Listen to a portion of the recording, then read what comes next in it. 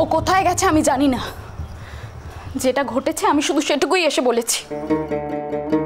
মা, আমি আমার বাড়ির সবাইকে কথা দিয়ে এসেছি যে ওই টাকা আমি ওর কাছ থেকে উদ্ধার করে ওদের হাতে ফিরিয়ে দেব। ওই টাকা আমি হাতে না পেলে আমি তো ও বাড়িতে ফিরতেও পারবো না মা।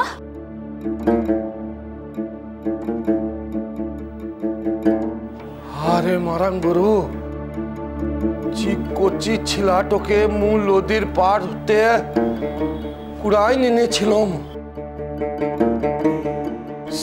ইমন উপমান তো ফিরাইন দিল। প্রকাশ তো ইমন বদলাইন গেল। ওর বড় লোক শ্বশুর ঘরটা থেকে টাকাটো মাংলো। মোদিকের প্রকাশ একাই পলাশবনির মাথাটো ইমন ভাবে খাটোটো করে দিল। ছি ছি, মু তো এখনো ভাবতেটাই পাচ্ছিলা যে মোদিকের প্রকাশ এই মিঠাই বহুদিদিকে ইমন পাড়া ছোটটো করলোক। মু ভাবতেটাই পাচ্ছিলা রে। প্রকাশের ইত্ত বড় অন্যায়টো মোরা মেনেটো লেবকলা সত্য মেশো। ই কামের লিগে উয়াকে শাস্তিটা পেতে হবে। সকলে চুপ যাও কেন? তোমরা ওকে কেউ শাস্তি তো দিবে লাই, মু দিব। আজ তো পয়সা ফেরত দিবার লিগে যে ছিল, বড় লোক শ্বশুর ঘর আনছে, সকল কিছু দেখে ওর মাথা ঘুরায় যেছে। খবরদার কঙ্কা, তুই মুখে মানাইতে আসবি লাই। এবার একটু কথা বলছি, কান ফেড়ে শুনে লাও, সকালে শুনে লাও। তোমরা কেউ ওকে শাস্তি তো দিবে লাই, তোমাদের পাড়া মোর শাস্তি তো হবে লাই। মু ওকে শাস্তি তো দিব। মোর শাস্তি তো হল উ আর ই গায়ে থাকতে পারবে লাই।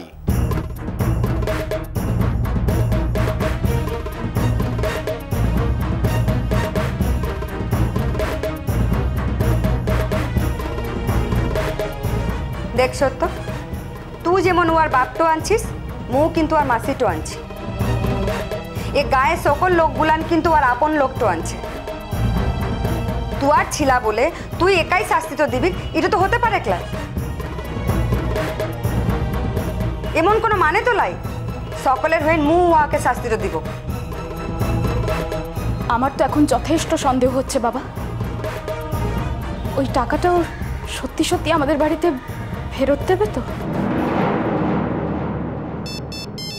ফির কে ফোন করেছে? বহানা বহান জানবার। তোমার ছিলা বটে?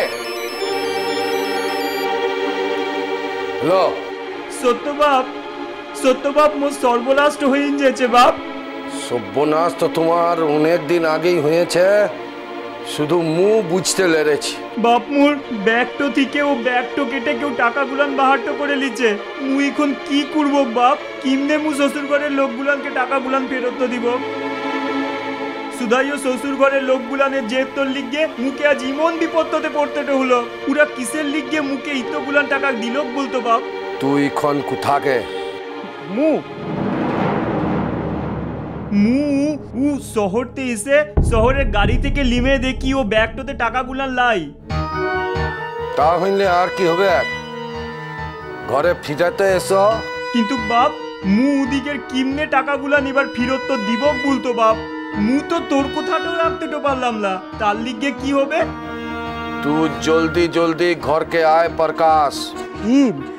কিন্তু মু এখন কোন মুখ টলিয়ে তোর কাছটাতে যাব বলতো বাপ? আসলে মু একটু ঘুমাইন পড়েছিলাম, তার ভিতরতে মোর ব্যাগটো থেকেও ব্যাগটো কেটে টাকাগুলা লিয়ে তো লিছে। তুই ঘরেতে ফিরে আয় বাপ, ঘরেতে আয়।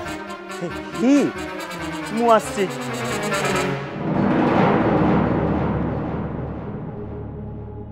মোর বাপটো কি মোর কথাটো বিশ্বাসটো করলকলা? মোর কঙ্কামা মোর গল্পটো ঠিক বিশ্বাসটো যাবে। সুধাই শুধাই মোর বহু আর বাপটকে লিয়ে এই সমস্যাটা। ও কি বললো বাবা? নিশ্চয়ই কোনো গল্প বানিয়েছে। ওর ব্যাগ থেকে কেউ টাকাটা নিয়েছে। আজ একটা কথা আমি সবাইকে স্পষ্ট জানিয়ে দিচ্ছি, ও যদি টাকাটা ফেরত না দেয় তাহলে আজকের পর আমি কোনোদিনও ওর সঙ্গে সংসার করব না।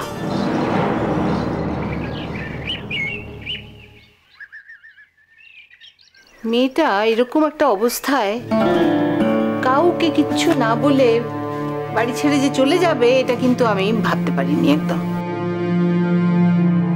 না, কাল তো রাগ করে বলছিল যেভাবেই হোক, যেখান থেকেই হোক টাকাটা ঠিক জোগাড় করে এনে দেবে।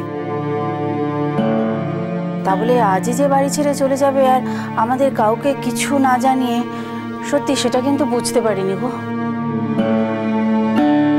ওর মনের মধ্যে যে কি হচ্ছে আমি বুঝতে পারছি বন্যা। একে তো প্রকাশের আচরণে মরমে মরে আছে, তারপরে আমরা বাড়ির লোকেরাও কেউ তো ওকে ছেড়ে কথা বলিনি।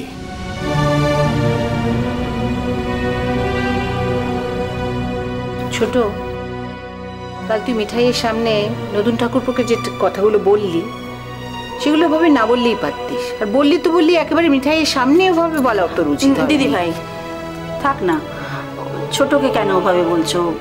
ওর যা মনে হয়েছে ও তাই বলেছে।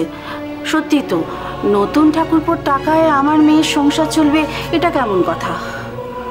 দেখো মেজদি ভাই, মিঠাই প্রকাশকে বিয়ে করেছে বলে আমরা বাড়ির কেউই ওর উপর খুশি নই।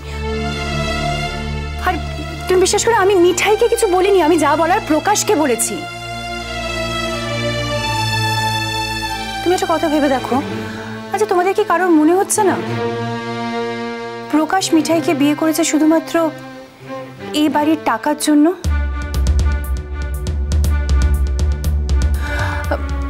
প্রথম গয়নাঘাটিগুলো ফেরত দিয়েছিল, সেটা মিঠাই দিয়েছিল। হ্যাঁ, প্রকাশ অমত করেনি, কারণ সে তার স্বরূপটা প্রথমেই সবাইকে দেখাতে চায়নি। এটাও তো হতে পারে, বলো? আমরা এ বিষয়ে অনেকক্ষণ অনেক কথা বলে ফেলেছি। সবচেয়ে বেশি কথা বোধহয় বলেছে দোয়েল। আমি কাল একটা সিদ্ধান্ত নিয়েছি, এখন আমি সেই সিদ্ধান্তের কথা সকলকে জানাতে চাই, যাতে ভবিষ্যতে আমাকে কোনো রকম প্রশ্নের উত্তর দিতে না হয় আমার কর্তব্য কর্ম নিয়ে। ডক্টর ঘোষ, আপনি কিন্তু আবার উত্তেজিত হয়ে যাচ্ছেন। আমার যদি শরীর ভালো থাকতো না, মানে আমি ভালোই আছি, কিন্তু বাড়ির লোকেরা তো সেটা মনে করে না।